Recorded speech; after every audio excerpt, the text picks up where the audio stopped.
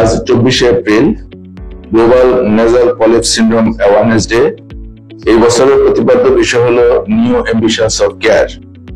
আপনি জানেন কি, প্রতি 150 জন মানুষের মধ্যে একজনের নাকে পলিপ হয়ে থাকে।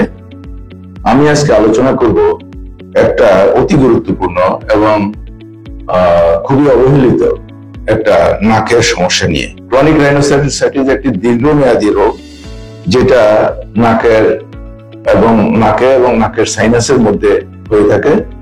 এতে করে সাধারণত দেখা যায় নাক বন্ধ হয়ে যাওয়া, নাক থেকে ঘন সিক্রেশন আসা, ডিসচার্জ আসা, সর্দি আসা, মুখ এবং ফেসের মধ্যে, ইভেন মাথার মধ্যে হেভিনেস বা ব্যথা অনুভব করা, এগুলা এ সমস্ত অভিযোগ আমাদের দৈনন্দিন কার্যকর্মকে কষ্টকর করে তোলে।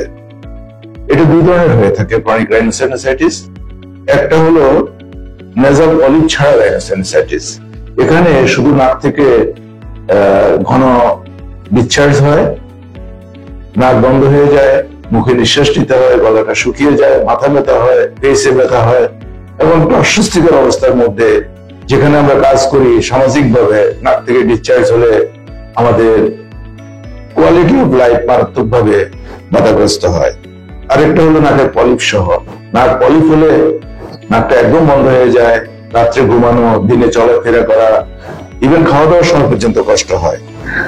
আমরা দৈনন্দিন জীবনে এটা ব্যাপক ক্ষতিকর এফেক্ট আছে। কোনো কোনো সময় নাকের পলিপের রোগীদেরকে আমরা দেখি ওদের বাড়তে বাড়তে হাঁপানি পর্যন্ত হয়ে যায়। এটা নাকের সাথে, অ্যালার্জির সাথে, পলিপের সাথে সরাসরি সম্পর্কিত।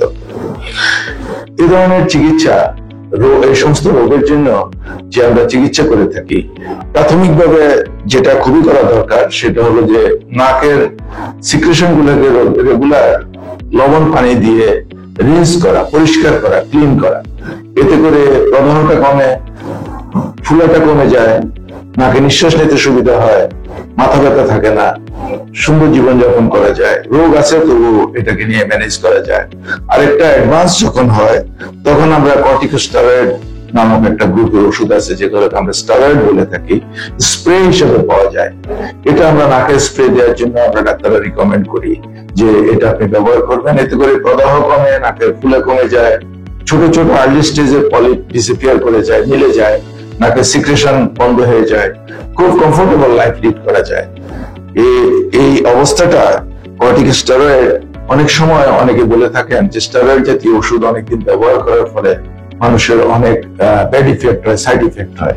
আমি একটা জিনিস এখানে হিসাব করে বলবো, আমরা যে স্প্রে হিসাবে যে ওষুধটা পাওয়া যায়, এটা প্রতি স্প্রেতে, প্রতি পাপে 27.5 মাইক্রোগ্রাম মাত্র ওষুধ নাকের সারফেসে স্প্রে করে দিলে এটা কোনো সিস্টেমিক এফেক্ট হয় না। কাজেই আমরা স্টেরয়েড হিসেবে ট্যাবলেট খাওয়ার যেটা মারাত্মক সিস্টেমিক এফেক্ট আছে, এই জিনিসটা আমরা স্প্রে ইউজ করলে অসুবিধা হয় না এবং এটা মাসের পর মাস, ইভেন বছরের পর বছর কন্টিনিউয়াস ইউজ করা যেতে পারে।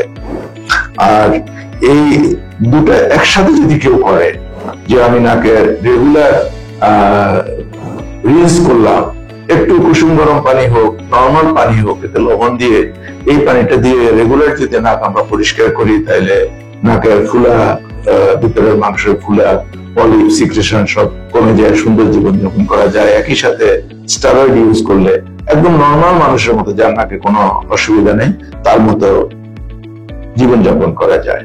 কিন্তু যারা এই জিনিসগুলোকে অবহেলা করে, তাদের কিন্তু নাকের মধ্যে পলিপ দেখা দেয়। এগুলা সাদা মাংসের মতো, নাকের সাধারণ মাংসগুলা লাল রঙের হয়ে থাকে, পিঙ্কা।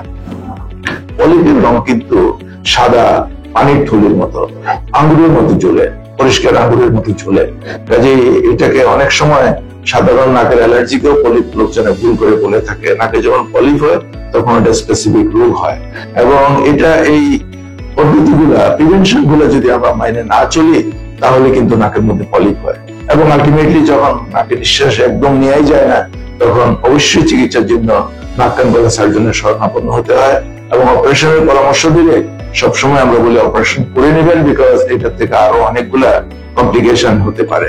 কাজে নাকের পলিপ অপারেশন করার পরও কিন্তু আপনাকে রেগুলার নাক রিন্স করা, নাক পরিষ্কার করা পানি দিয়ে এবং স্টেরয়েড স্প্রে করা, যদি এটা না করা হয় তাহলে পলিপ আবার রিকারেন্স হয়। আপনারা সচেতন থাকুন, সুস্থ থাকুন এবং নেজাল অ্যালার্জি কন্ট্রোল করুন, পলিট হওয়া এড়িয়ে চলুন। ধন্যবাদ।